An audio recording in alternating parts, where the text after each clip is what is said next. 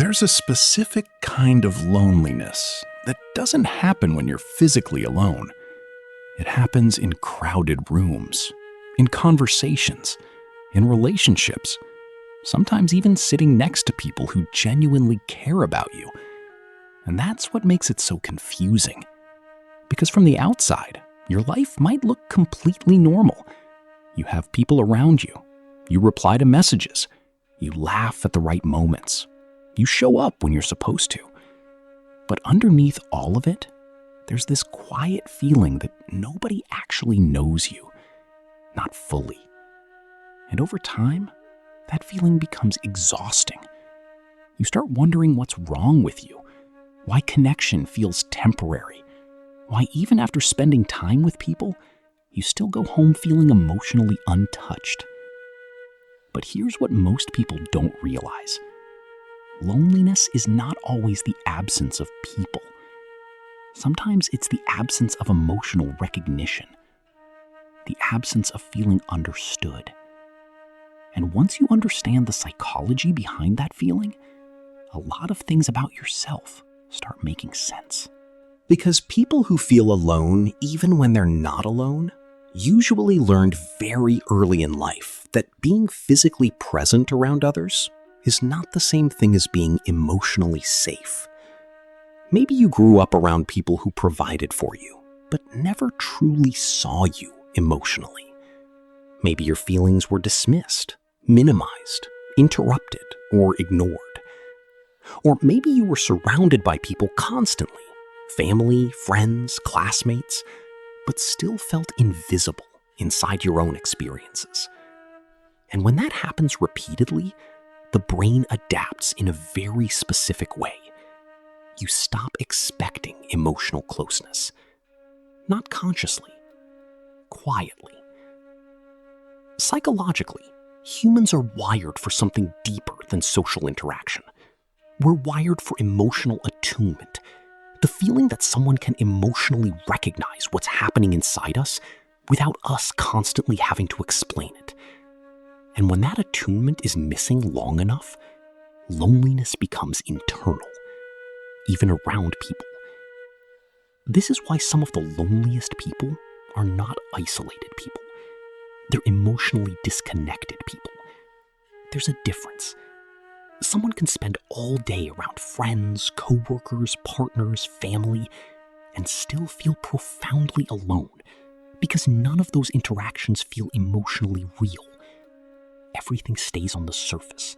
Small talk, roles, expectations, performance, but very little genuine emotional exchange. And eventually, the person adapts to that emptiness. They become quieter emotionally, more private, more self-contained. Not because they don't want connection, but because they no longer expect it to feel safe enough to matter.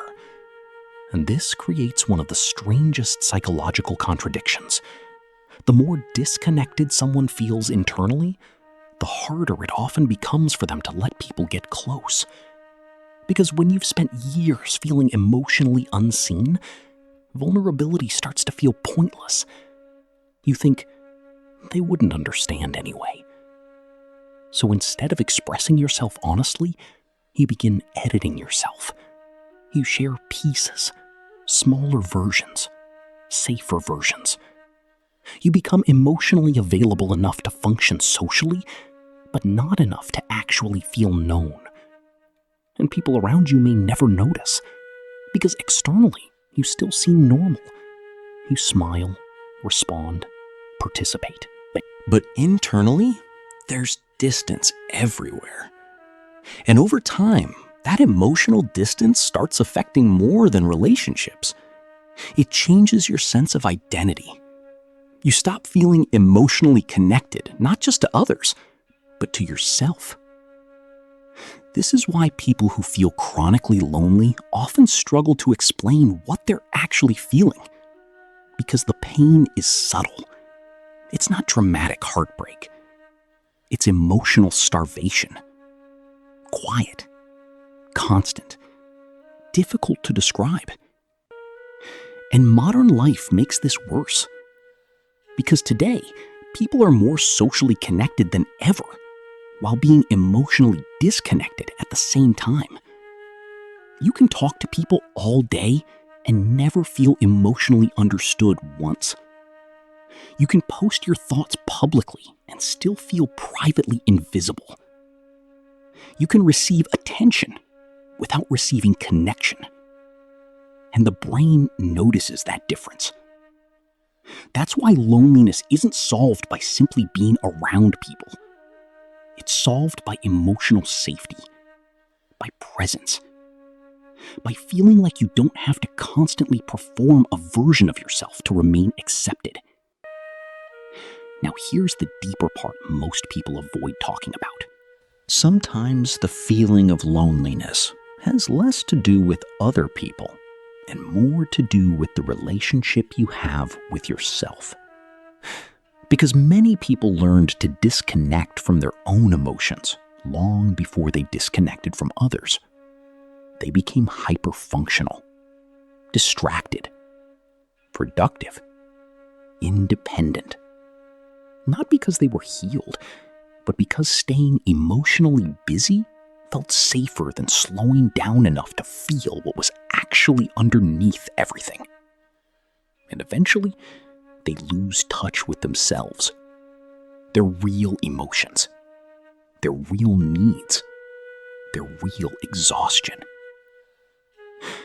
So even when someone tries to get close to them emotionally, there's a barrier there. Not because they don't care, but because they've spent years surviving through emotional self-abandonment. And this is where loneliness becomes cyclical. The less emotionally connected you feel internally, the harder it becomes to feel connected externally. So you isolate emotionally, which creates more loneliness, which creates even more emotional withdrawal. And slowly, the world starts feeling distant, not hostile, just emotionally far away. But here's something important. Feeling lonely does not mean you are broken. In fact, for many emotionally aware people, loneliness is often a sign that your mind is craving something real in a world full of surface-level interaction.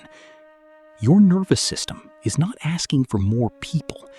It's asking for more honesty, more emotional safety, more genuine connection.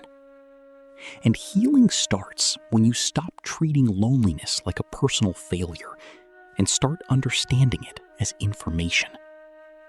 Because loneliness is not just sadness. Sometimes it's your mind showing you where emotional connection is missing. And once you recognize that, your focus changes. You stop chasing attention. You stop forcing yourself into spaces where you feel emotionally invisible. You stop confusing proximity with intimacy. And slowly, you start looking for people who make you feel emotionally calmer instead of emotionally performed. People you don't have to shrink around. People who let you exist without constantly managing how you're perceived. That's real connection. Not constant communication, not popularity, not being surrounded all the time. Just emotional safety. And if you've spent most of your life feeling alone, even around others, I want you to understand something. The problem was never that you were too sensitive or too difficult to understand. The problem is that you adapted to emotional environments where you learned being understood was unlikely. But that pattern can change. Slowly, through honesty, through safe people, through learning how to reconnect with the parts of yourself you had to hide just to feel accepted. Because the opposite of loneliness is not being surrounded by people. It's being emotionally seen.